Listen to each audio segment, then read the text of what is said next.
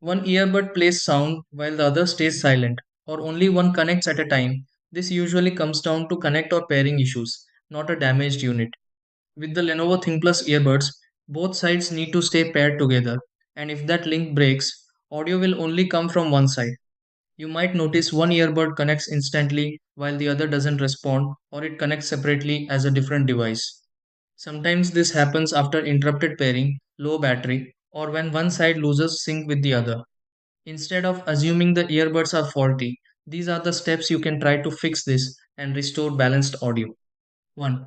Place both earbuds back into the charging case. 2. Make sure both earbuds are fully charged.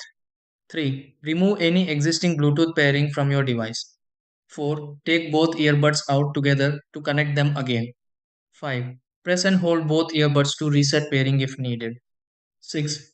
Reconnect them from your device's Bluetooth list.